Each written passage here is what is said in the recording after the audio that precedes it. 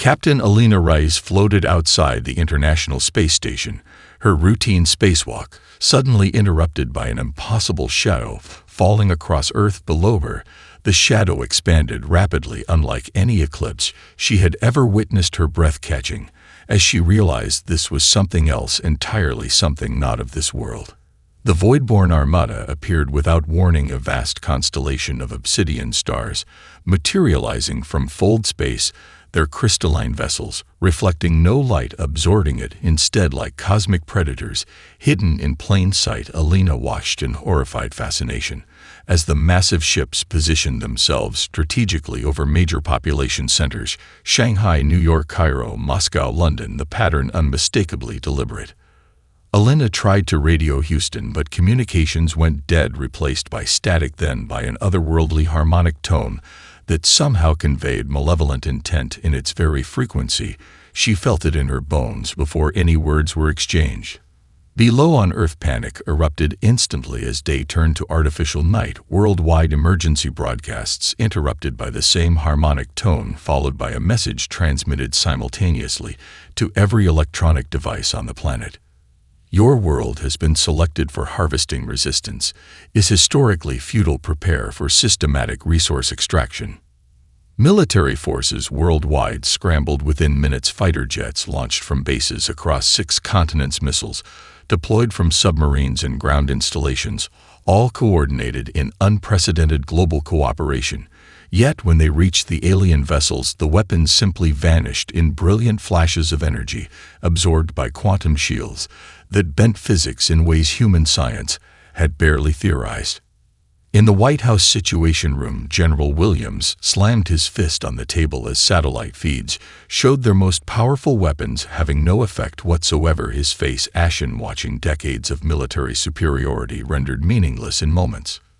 The alien commander, Vexthalum, initiated standard conquest protocols, its consciousness extending tendrils into Earth information networks to broadcast detailed harvesting schedules and extraction procedures to demoralize the indigenous species, as it had done successfully on 327 prior worlds. Yet something unexpected occurred when it touched human networks. Human information was chaotic, fragmented, contradictory. Human communication networks overflowed with billions of voices, creating trillions of data points that refused coherent categorization. A child laughing in Brazil, a heartbreaking melody from a street performer in Paris, abstract paintings, viral internet phenomena, passionate arguments about trivial matters, all creating cascading interference patterns in the Voidborn hivement. Vexthalum attempted to process a simple video of human dance, but found the emotional resonance incomprehensible. Attempted to analyze human music, but found the patterns simultaneously mathematical yet irrationally emotional. Attempted to categorize human art, but found itself trapped in recursive loops of meaning and interpretation. For the first time in 40,000 years of methodical conquest, the Voidborn collective consciousness experienced something like confusion. The carefully orchestrated harvesting schedule faltered as the Supreme Intelligence diverted resources to analyze this anomaly. In her MIT laboratory, Jeremiah Okonkwo noticed something peculiar on her neural monitors: the intercepted alien communications, showing fluctuations whenever exposed to human creative expression. She worked frantically through the night, her hands shaking from exhaustion and possibility, as a theory formed in her mind. Those precious hours of alien hesitation bought humanity time. It was never meant to have time that would ultimately change everything. Jeremiah Okonkwo had not slept for 72 hours straight, her eyes burning as she studied the neurological scans of the 3 captured Voidborn scouts. Her laboratory, once pristine, now cluttered with empty coffee cups and hastily scribbled notes, the overhead lights flickering from periodic power outages as the aliens systematically disabled Earth infrastructure. The first breakthrough came entirely by accident when a lab assistant played classical music to stay awake during the night shift, Beethoven's Ninth Symphony, flowing through the speakers, causing the alien neural patterns on the monitor to destabilize, instantly fracturing into chaotic spikes and valleys. Maya watched in disbelief as the captured scouts writhed in their containment chambers, their crystalline structures developing visible hairline fractures, wherever the music reached its emotional crescendo. Acting on intuition, Maya tested other forms of human creative expression. Jackson Pollock paintings triggered similar neural disruptions. Recordings of stand-up comedy caused even more pronounced effects. Something about human creativity, human expression, seemed fundamentally incompatible with void-born neural architecture. Maya made desperate calls from her emergency satellite phone, assembling a team that conventional wisdom would consider absurd. Jin Park arrived first, the 23-year-old mathematics prodigy, having escaped Seoul just before it fell. His unique pattern recognition abilities immediately put to work analyzing the wavelengths of disruption. Next came Sofia Rodriguez, the sound engineer whose controversial acoustic weapons research had gotten her blacklisted from academia. Her expertise, now suddenly essential. Finally, Colonel Thomas Williams appeared, his military uniform still covered in dust from the front lines, where he had lost his entire family during the initial attacks. His tactical knowledge would be crucial for weaponizing their discoveries. They established their new laboratory in a repurposed subway station beneath Boston, working with salvaged equipment. As the void-born ships hovered ominously above the evacuated city, Jin scribbled complex equations across whiteboards and walls, mapping the mathematical relationships between human creative expression and void-born neural disruption, while Sophia modified audio equipment to amplify the specific frequencies that seemed most damaging to alien neural patterns.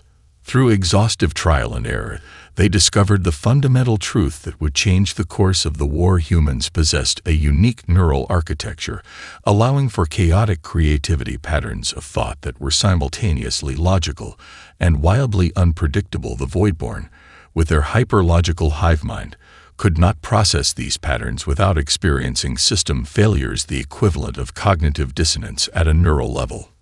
Maya, working without rest, explained their hypothesis to military leaders worldwide. Human creativity itself was a weapon. Our art, our music, our literature, our humor, all expressions of a neural structure that could create cognitive dissonance, weapons against the invaders, weapons no other species had ever deployed against them. Colonel Williams immediately grasped the strategic implications. If creativity could be weaponized, then every human was potentially a weapon carrier. Every speaker system, every display screen, every cultural artifact could become part of Earth defense. As Dihiro Kanwa's team raced to develop prototype sonic disruptors, emergency reports arrived of the first major voidborn ground assault beginning in the remote Siberian wilderness, the aliens methodically testing Earth defenses following their standard conquest protocols, unaware that humans had discovered their fundamental weakness. In the underground laboratory, Maya looked at her exhausted team, their faces drawn with fatigue, yet animated by the first real hope. Since the invasion began, they had 7 hours at most before the voidborn would reach major population centers and begin systematic harvesting. 7 hours to transform human creativity into a weapon that could save their species. Snow fell silently across the Siberian tundra, the white landscape punctuated by the dark figures of soldiers from 23 nations, forming a hastily assembled defensive line. Colonel Anastasia Petrova exhaled, creating clouds in the bitter cold as she surveyed the international force through binoculars. Russian special forces huddled beside American Marines. Chinese tactical units shared rations with British SAS troops, former enemies, now standing shoulder to shoulder in the face of extinction. The sky darkened unnaturally as the massive voidborn harvester descended through swirling snowflakes, its kilometer-wide hull blocking out the weak winter sun, tendrils of strange energy crackling around its perimeter. The aliens had chosen this remote region, specifically calculating minimal resistance based on population density algorithms, unaware that humanity had anticipated their strategic approach. Petrova gripped the modified sound system in her gloved hands, the equipment looking more appropriate for a rock concert than a battlefield. Each soldier carried similar devices. Dihiro Kanwa's prototype weapons rushed into production and airlifted to the front lines, barely tested but representing humanity's only hope. The colonel activated her comm system, addressing the assembled forces, their breath visible in the freezing air. This is not a conventional battle. We are not fighting for territory or resources or ideology. We are fighting for the right of humanity to exist. Remember your training, remember what these weapons represent, and remember we stand together. The Harvester touched down, sending tremors through the frozen ground as its forward bay opened, releasing the first wave of crystalline voidborn soldiers, each 3 meters tall, their translucent bodies housing complex neural networks, their movements precise and coordinated through the hive mind. They advanced methodically across the snow, their weapons cutting through the first line of human defenses, with terrifying efficiency, blood staining the pristine white landscape crimson as soldiers fell. Petrova watched in horror as conventional weapons proved useless, bullets simply absorbed by the aliens' crystalline structures, missiles detonating harmlessly against their natural shields. The battle seemed utterly hopeless, the human forces outmatched in every conventional metric, but conventional warfare was not their strategy. Petrova raised her hand, giving the signal. Soldiers activated conquest devices, broadcasting the specific algorithm of layered musical frequencies that Jin Park had calculated would create maximum disruption. Mozart interwoven with Mongolian throat singing and West African drumming, the sounds synchronized with projection systems flashing visual patterns derived from mathematical formulas. The combined sensory assault directed at the advancing voidborn forces. For several heartbeats, nothing happened. The aliens continued their relentless advance. Then, almost imperceptibly, their movements faltered, a visible tremor passing through their crystalline forms. Their perfect coordination suddenly disrupted, confused signals spreading through their neural network, the hive-mind connection destabilizing under the assault of human creativity. A high-pitched keening filled the air as fractures appeared across the previously impervious armor of the voidborn soldiers, the cracks spreading rapidly as the harmonics intensified. The massive harvester itself listing to one side, its systems failing before crashing into the frozen ground with an earth-shaking impact. For the first time in their conquest history, the Voidborn retreated from a battlefield, their surviving forces scrambling back to orbiting ships, leaving their shattered comrades behind. Colonel Petrova stood speechless as cheers erupted around her, exhausted soldiers embracing each other, tears freezing on their faces as they realized what they had accomplished. The first human victory, though small and costly, spread like wildfire through global communications networks, a single word repeated in every language across every continent: hope. 72 hours after the Siberian victory, the world transformed with breathtaking speed. Inside the emergency United Nations session, representatives from 194 nations unanimously approved the Earth Defense Protocol, former enemies becoming allies overnight, abandoning centuries of conflict in the face of extinction. Israeli and Palestinian soldiers trained side by side in Cairo. Indian and Pakistani forces conducted joint operations in the Himalayas. 100 other historical conflicts set aside for survival. In Silicon Valley, engineers worked around the clock alongside counterparts streaming in from Shenzhen, Seoul, and Bangalore. Tech manufacturing facilities repurposed for war production as the boundaries between military and civilian technology dissolved completely. Conquests sonic disruption technology, reverse engineered and mass produced, embedded in everything from military equipment to civilian smartphones. Within days, every speaker system, every phone, every television became a potential defensive weapon. Jin Park appeared on global broadcasts explaining in simple terms how civilians could modify household electronics to amplify the disruptive frequencies. Japanese anime studios collaborated with Hollywood visual effects teams, creating disruptive visual patterns that could be displayed on any screen. The transformation unprecedented, humanity uniting not through peace, but through shared will to survive. Sofia Rodriguez supervised the conversion of radio stations worldwide into defensive transmitters, broadcasting layered frequencies proven effective against voidborn neural networks. Musicians from every genre contributing segments analyzed by artificial intelligence to maximize disruptive potential. Rock, metal, classical, folk, indigenous, all woven together in patterns the alien hive mind could not process. From their orbital command vessel, the Voidborn Supreme Intelligence designated this resistance as a Category 1 anomaly, the highest threat level in their conquest history. All prior civilizations had followed predictable patterns of response: conventional military resistance, followed by disorganized guerrilla warfare, followed by inevitable surrender. But humans showed unprecedented adaptability, their response evolving faster than voidborn predictive algorithms could anticipate.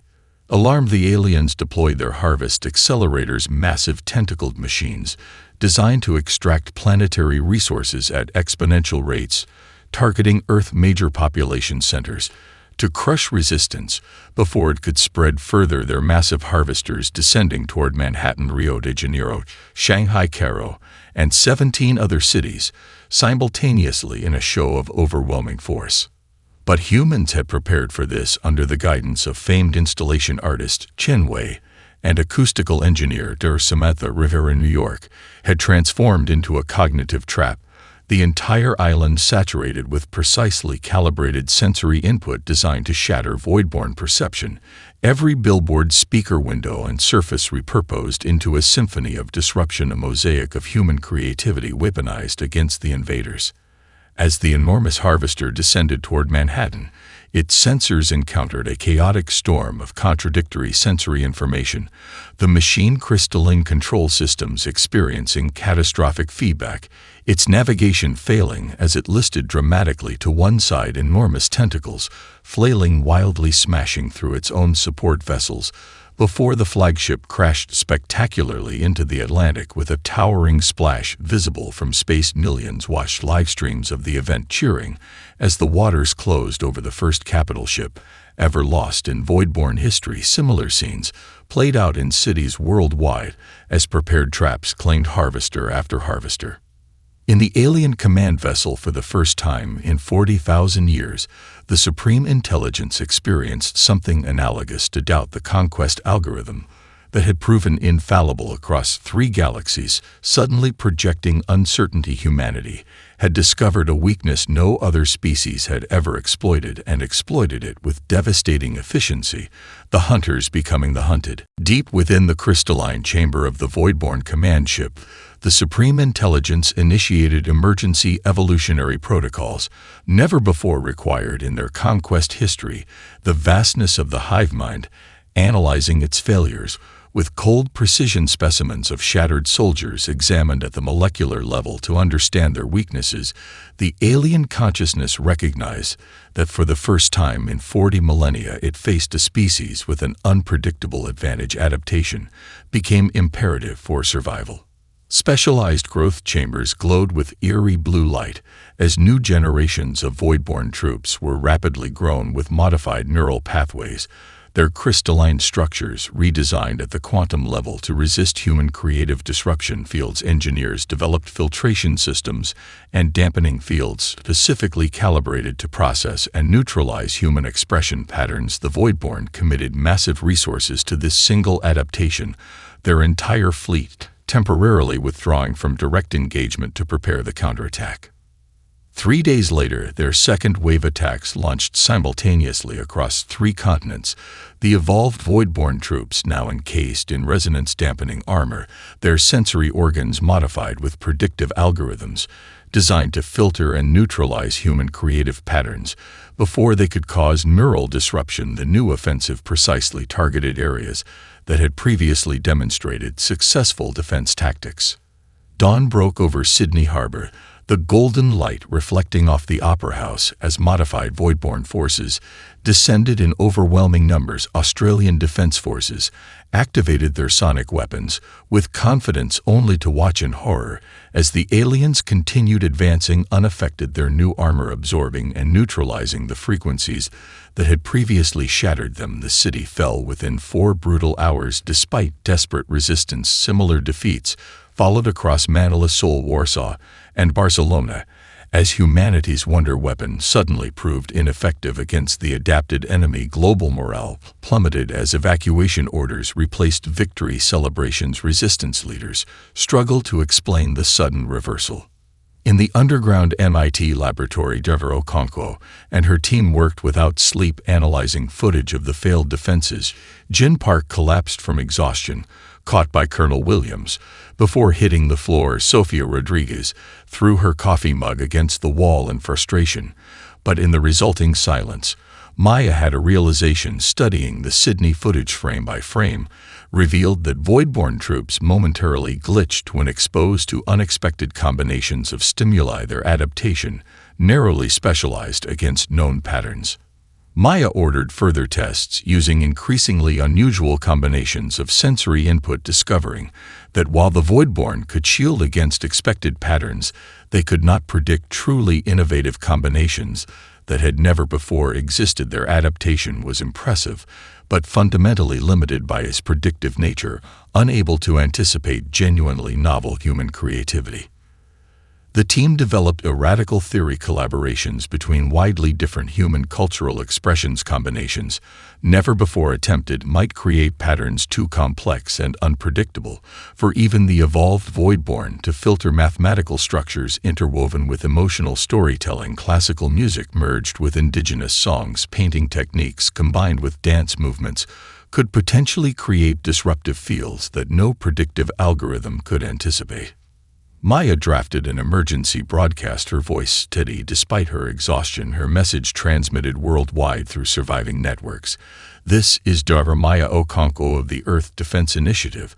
The Voidborn have adapted to our initial weapons, but they have a critical weakness: they cannot predict what has never existed before. We need artists, musicians, mathematicians, dancers, storytellers, and emotional empaths to immediately join our war effort. Humanity must create what has never been created. Our imagination is not just our joy, it is now our most powerful weapon. Our survival depends not on fighting harder, but on creating more brilliantly than ever before. Rain lashed against the abandoned mining complex in the Norwegian mountains as refugees filed inside carrying what remained of their possessions, their faces drawn with exhaustion, but their eyes still burning with determination. Similar scenes unfolded in the limestone caverns beneath Kentucky, the ancient catacombs of Paris, the subway tunnels of Tokyo, and thousands of other subterranean spaces worldwide, with major cities under Voidborn control. The remaining 4 billion humans retreated underground or to remote locations beyond the aliens' immediate reach. Yet from this darkness, something extraordinary emerged: an unprecedented renaissance of human creativity, focused entirely on developing new cognitive weapons. Unlike anything the aliens could predict, the underground facilities transformed into bizarre hybrid spaces, part military base, part artistic commune, part scientific laboratory, where conventional boundaries between disciplines dissolved completely. In the Kentucky caverns, renowned cellist Yo-Yo Ma collaborated with MIT mathematician Dr. Rajesh Patel. Their unlikely partnership yielding musical sequences based on prime member progressions that produced disruptive interference patterns in Voidborn. Neural networks captured alien technology, repeatedly shorting out when exposed to their compositions, each failure providing valuable data to refine their approach. In Paris, the Louvre's surviving collection became a laboratory where paint and quantum physics merged under the guidance of neuroscientist turned painter Isabella Montenegro, her team discovering that specific color combinations arranged according to certain mathematical principles created visual frequencies the Voidborn could not process. Their crystalline sensory organs unable to resolve the contradictory patterns. Navajo sand painters worked alongside Japanese anime artists and Bollywood choreographers in the Himalayan foothills, creating multisensory experiences that tested the very limits of human perception, their collaborative works proving devastating to Voidborn scouts that encountered them. Their effectiveness increased by their fundamental novelty, the aliens having no historical reference point to create countermeasures. Dr. Okonkwo, moving between facilities coordinating research, made a startling discovery. While reviewing test results from the Norwegian base, human children consistently created patterns that the Voidborn found most disruptive. 8-year-old Mylin from Singapore, combining crayon drawings with spontaneous songs that caused recovered alien technology to short-circuit. Completely similar results came from children worldwide. Something about their uninhibited creativity, their minds, not yet fully structured by conventional thinking, produced combinations no algorithm could possibly predict.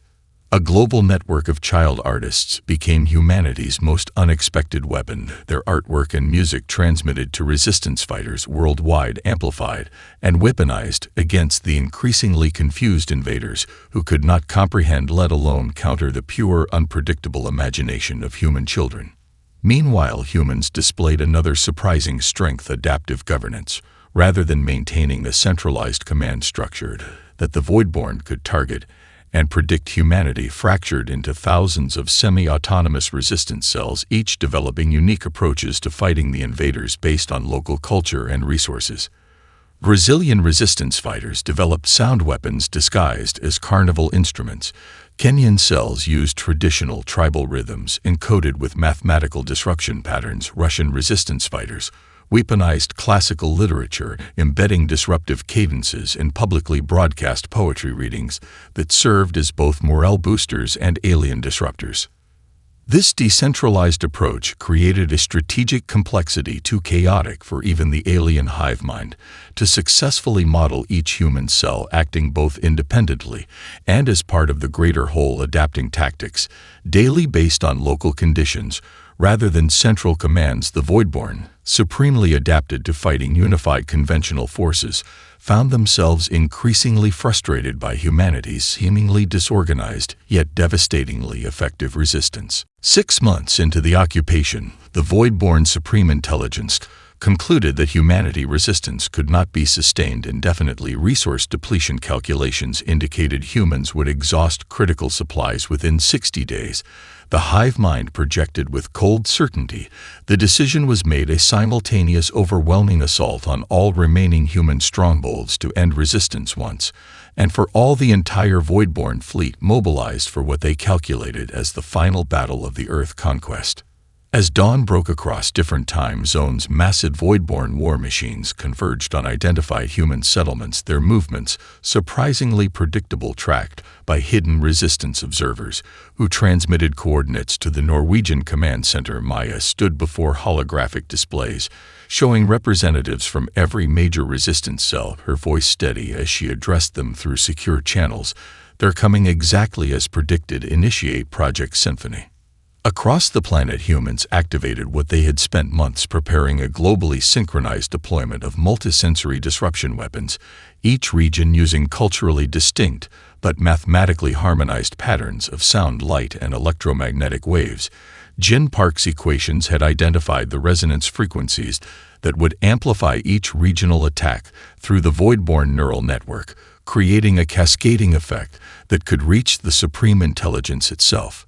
Tibetan monks chanted frequencies matched precisely to Navajo sand painting patterns projected onto Voidborn ships. West African drummers provided rhythms synchronized with Chinese calligraphy, displays the patterns enhanced by Australian Aboriginal songlines. Classical European compositions merged with Middle Eastern scales, Polynesian dance movements, and South American visual motifs, all precisely calculated to create an interlocking global disruption field. The effect cascaded through the Voidborn hive mind, like a virus, each regional attack amplifying the others.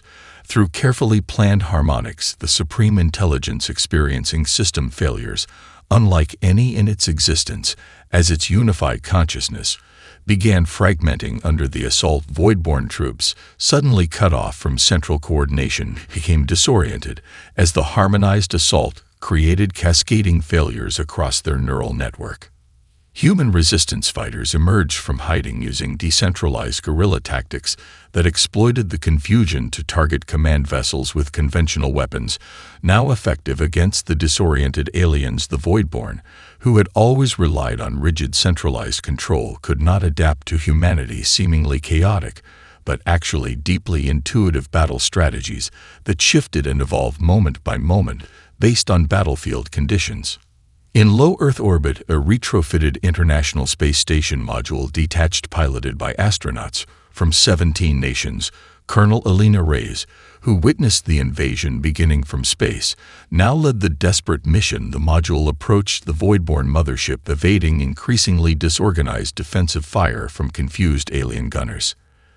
The astronauts knew there would be no return. Their mission, a one-way journey, as they successfully docked with the mothership navigating through crystalline corridors to its central processor.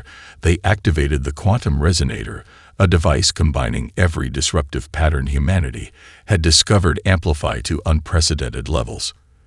Their final transmission showed the diverse crew with joined hands as the device activated, creating a dissonance field that reached across the entire Voidborn fleet, the sacrificial act becoming the fulcrum upon which the entire war pivoted as command ships began to lose control, colliding with each other, their precise formations dissolving into chaos. For the first time in 40 millennia of conquest, the Supreme Intelligence experienced what humans would recognize as fear. Morning sunlight glinted off the crystalline forms of the Voidborn fleet, now hanging silent and disabled in Earth's orbit, like a strange new constellation of artificial stars on the United Nations Plaza in the partially rebuilt New York City. Dr. Maya Okonkwo stood beside world leaders as a transmission arrived from the Voidborn mothership, the assembled crowd falling silent as the message began to translate. For the first time in their 40,000-year history of conquest, the Supreme Intelligence offered surrender terms. The translator converted the alien concepts into human language. We have encountered a species unlike any cataloged in our extensive conquest history, one whose strength derives not from technological advancement or biological superiority, but from neural and social adaptability. We cannot overcome your creativity and empathy form patterns. Our consciousness cannot process your decentralized nature, defies our strategic algorithms. Your unpredictability makes you unconquerable. The gathered leaders prepared to dictate destruction terms for their defeated enemy, seeking vengeance for the billions lost during the invasion. But Deborah Okonkwo stepped forward, the experiences of the past year etched in new lines on her face, her voice carrying across the plaza with unexpected authority.